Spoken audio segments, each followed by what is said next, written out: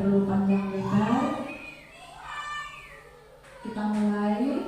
Bahwa pagi ini saya akan menyampaikan aksi nyata modul 4, yaitu mendapatkan pemahaman dan pengalaman penerapan budaya positif yang telah saya dapat di program Guru Penggerak Angkatan ke-7. Tidak lupa saya ucapkan selamat datang Bapak Ibu guru hebat. Mari belajar bersama, berkolaborasi demi anak-anak negeri untuk Indonesia lebih baik lagi. Di sini saya akan mencoba menyampaikan konsep utama modul budaya positif yang telah kami dapat selama mempelajari modul 1. Bahwa konsep utama modul budaya positif meliputi perubahan paradigma belajar, kemudian disiplin positif, kebutuhan dasar manusia, motivasi perilaku manusia, posisi kontrol restitusi, keyakinan kelas, dan budaya restitusi. Yang pertama akan saya coba ulas satu persatu, yaitu pembelajaran paradigma baru. Pembelajaran paradigma baru merupakan pembelajaran yang berorientasi pada penguatan kompetensi dan pengembangan karakter yang sesuai dengan nilai-nilai Pancasila. Berikutnya, yang kedua, yaitu disiplin positif. Makna dan tujuan disiplin positif. Makna disiplin positif sendiri secara umum adalah disiplin itu merupakan sesuatu yang dilakukan seseorang pada orang lain untuk mendapatkan kepatuhan. Sedangkan tujuannya sebagai pendidik yaitu agar siswa berperilaku yang mengacu pada nilai-nilai kebajikan yang memiliki motivasi intrinsik, bukan ekstrinsik. Jadi motivasi dari dalam. Nah, sehingga disiplin positif merupakan cara penerapan disiplin yang bertujuan menumbuhkan kesadaran tanpa adanya takut pada ancaman atau hukuman, ya Bapak Ibu. Selanjutnya, kebutuhan dasar manusia. Bahwa sesungguhnya manusia itu mempunyai kebutuhan, diantaranya untuk bertahan hidup, kemudian kasih sayang atau rasa ingin diterima, yang ketiga penguasaan, keempat kebebasan, dan yang kelima yaitu kesenangan. Kemudian motivasi perilaku manusia. Motivasi sendiri adalah dorongan yang timbul dari diri manusia untuk melakukan sesuatu secara sadar maupun tidak sadar. Yang pertama, motivasi untuk menghindari ketidaknyamanan dari hukuman. Contohnya, murid melakukan tindakan disiplin hanya karena takut untuk dihukum. Terus yang kedua, mendapatkan penghargaan dari orang lain. Yaitu bukan hanya murid, kadang kita sendiri itu melakukan tindakan disiplin itu karena untuk mendapatkan pengakuan, untuk mendapatkan penghargaan atau reward dari sekitar kita. Yang ketiga, menghargai nilai kebajikan diri. Nah, murid melakukan disiplin karena memang sadar akan kebajikan dirinya. Dan itulah yang kita harapkan sebagai pendidik terhadap siswa-siswi kita. Dengan demikian, di sini dapat kita lihat perbedaan antara hukuman, konsekuensi, dan restitusi. Hukuman sendiri adalah cara untuk melakukan pengarahan agar tingkah laku bisa sesuai dengan perilaku secara umum. Mengingat sebuah hukuman diberikan jika tingkah laku yang tidak diharapkan ditampilkan di depan umum. Berarti itu secara langsung biasanya dapat dilihat oleh orang banyak. Kemudian yang kedua, konsekuensi. Konsekuensi adalah perilaku yang berfokus mengajarkan anak bagaimana bertingkah laku lebih baik untuk kedepannya. Nah, konsekuensi ini memberikan pilihan-pilihan jalan keluar kepada pelanggan. Yang ketiga, restitusi. Restitusi adalah proses menciptakan kondisi bagi murid untuk memperbaiki kesalahan mereka, sehingga mereka bisa kembali pada kelompok mereka dengan karakter yang lebih kuat.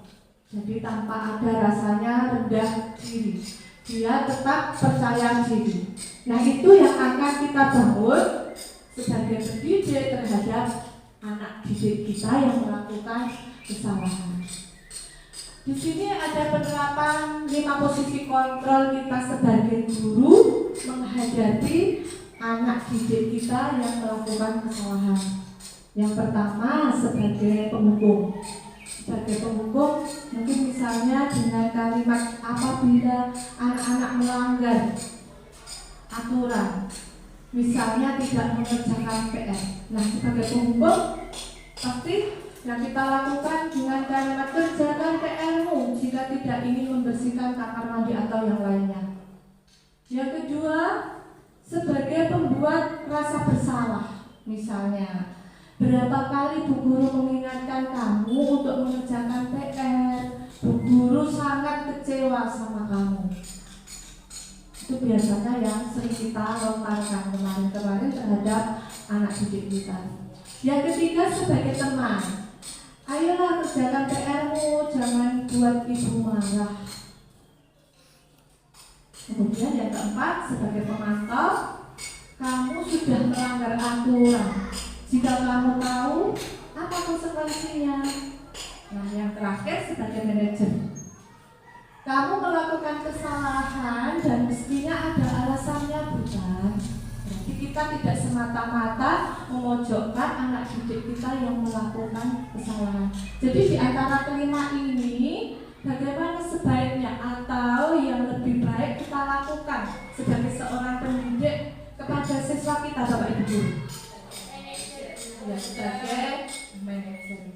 Nah, di sini untuk menghadapi hal tersebut, saya akan mempelajari segitiga restitusi.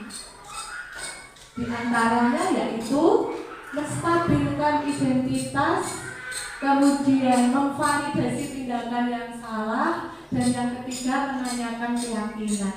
Apabila ada siswa-siswi kita yang melakukan pelanggaran, entah itu sengaja atau tidak sengaja, maka sebaiknya sebagai guru yang kita lakukan adalah seperti ini: menstabilkan identitas.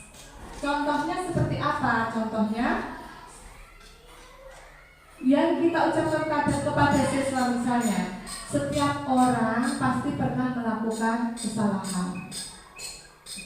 Kemudian memvalidasi tindakan yang salah, misalnya dengan kalimat, kamu pasti punya alasan ya mengapa melakukan hal ini. Kemudian yang terakhir, menanyakan keyakinan kelas yang telah kita buat, seperti yang kemarin ya, Bapak Ibu Guru, kita telah mencoba membuat keyakinan kelas di kelas kita masing-masing. Maka kita akan menanyakan kepada peserta didik, keyakinan kelas apa yang telah kita sepakati, seperti itu. Nah, Bapak Ibu Guru, demikian tadi yang bisa saya sampaikan. Sedikit ilmu yang saya peroleh dari pelatihan program guru penggerak di angkatan ke-7. Barangkali Bapak Ibu Guru ada yang mau menambahkan atau mau menanyakan, silakan. Monggo, silakan. Terima kasih.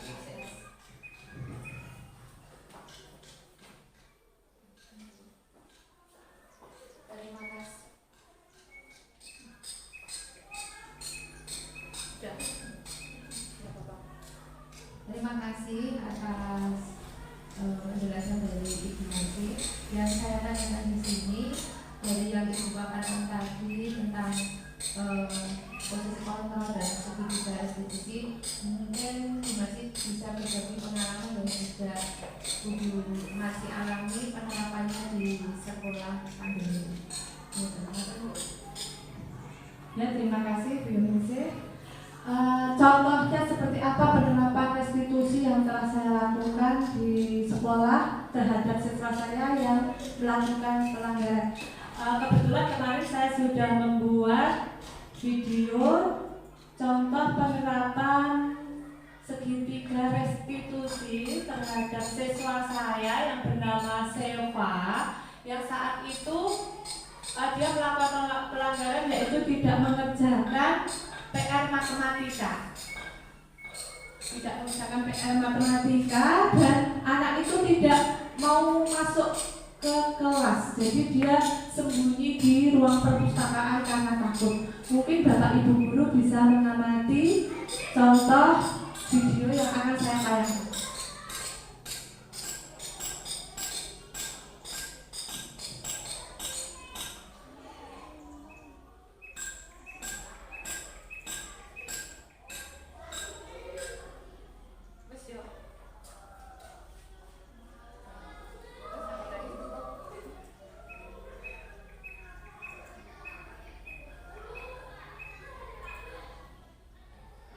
Ya, tadi Bapak Ibu, setelah saya mencoba menayangkan video tentang aksi nyata yang saya lakukan secara langsung kepada siswa saya ketika salah satu dari siswa saya melakukan kesalahan, yaitu Seva yang tidak mengerjakan tugas matematika dan dia memilih untuk bersembunyi di perpustakaan karena mungkin takut mendapat hukuman dari guru. Nah, setelah saya coba menerapkan restitusi itu, maka dia timbul kesadaran, dia menyadari kesalahannya, kemudian mengubah dengan kesadarannya itu. Dia bisa kembali ke kelompoknya dengan rasa percaya diri, Bapak Ibu. Dan keesokannya dengan hari-hari selanjutnya, dia alhamdulillah sudah bisa memperbaiki kesalahannya dan tidak mengulangi lagi seperti itu. Demikian Bapak Ibu guru, sedikit yang bisa saya sampaikan, yang bisa saya tularkan kepada Bapak Ibu guru. Semoga sedikit ilmu ini bisa bermanfaat bagi kita semua, bisa menambah pengalaman, bisa menambah motivasi, sehingga tujuan kita bisa tercapai, yaitu menjadikan sekolah kita lebih baik lagi. Terima kasih atas waktu yang telah diberikan kepada saya. Bila taufik wal hidayah. Wassalamualaikum warahmatullahi wabarakatuh.